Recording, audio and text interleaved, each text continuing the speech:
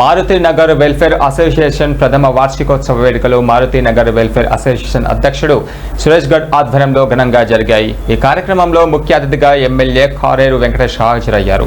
ఈ సందర్భంగా కాలనీ వాసులు ఎమ్మెల్యే కాలేరు వెంకటేష్ కి మారుతి నగర్లో గల సమస్యలను తెలియజేశారు. సానుకూలంగా స్పందించిన ఎమ్మెల్యే వీలైనంత త్వరలో సమస్యలు పరిష్కరిస్తామని హామీ ఇచ్చారు.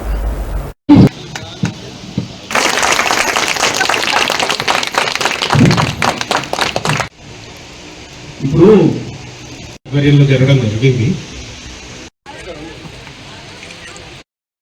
వెల్ఫేర్ అసోసియేషన్ మొదటి సంవత్సరం పూర్తి చేసిన సందర్భంగా మా ప్రెసిడెంట్ గారు సురేష్ గౌడ్ గారు మరియు మిగతా సభ్యులందరూ కలిసి ఆధ్వర్యంలో మా జిహెచ్ఎంసి పారిశుద్ధ్య సిబ్బందికి వాటర్ బాటిల్స్ డిస్ట్రిబ్యూట్ చేయడం జరిగింది. అలానే మిగతా వాళ్ళందరినీ కూడా మేము సత్కరించడం జరిగింది. మాజీ సభ్యులను కూడా సత్కరించడం జరిగింది. వాళ్ళందరికీ కూడా మేము ధన్యవాదాలు తెలుపుతున్నాం. Thank you.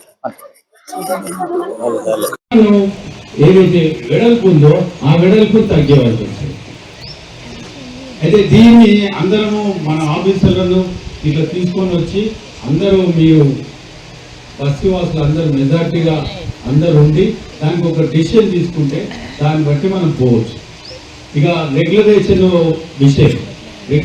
విషయం ఏంటంటే మనము కేసీఆర్ గారు గవర్నమెంట్ 4x7 ఏ రాత్రి కూడా ఫోన్ వచ్చినా కూడా ఆ ఇంటికి పోయి సమస్యలు తెలుసుకొని కాలనీని మంచి ఒక ఆదర్శంగా రూపంలో తీర్చిదిద్దడానికి మేము అందరం కూడా ప్రయత్నం చేశాము.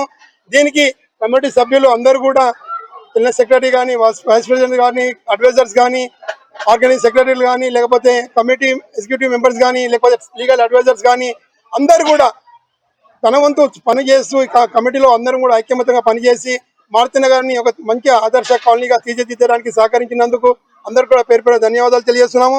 అంతేకాదు ఈరోజు కాలనీ నుంచి ప్రతి ఒక్కరు కూడా తమ వంతు 100 రూపాయల రూపాయన వాళ్ళు కమిటీకి అందజేసి ప్రతి ఒక్క కార్యక్రమానికి అండగా నిలబడ్డారు. అదే కాకుండా కమిటీ సభ్యులు కూడా ప్రతి 27 మంది కమిటీ సభ్యులు ఉన్నారు. వాళ్ళు కూడా నెలసరి 300 రూపాయలు 500 రూపాయలు తమ వంతున ఇచ్చుకుంటూ కాలనీ డెవలప్మెంట్ గురించి ఎటువంటి పని అయినా కానీ 1,00,000 రూపాయలు ఖర్చులు వచ్చినా కూడా మేము ఉన్నామని మాకు కాలనీ వాసులు అందరూ కూడా వచ్చేసి ఏ పని చేసినా కూడా మేము సహకరిస్తున్నారు. పాత కమిటీకి ధన్యవాదాలు, ప్రస్తుత కమిటీకి ధన్యవాదాలు. ఇంకొకటి ఏంటంటే మన కమిటీ హాల్ కావాలి, చాలా ఇంపార్టెంట్. ఎవరైనా సరే ఒక 10 మంది కలిసి ఒక విషయం నిర్ణయించాలంటే ఆ కమిటీ హాల్లోనే నిర్ణయిస్తాం. అది ఒక బేసిక్గా స్ట్రక్చర్, అది మనకు అది చాలా డివిజన్. ఖచ్చితంగా దాని గురించి మనం అందరం ఫైట్ చేయాలి.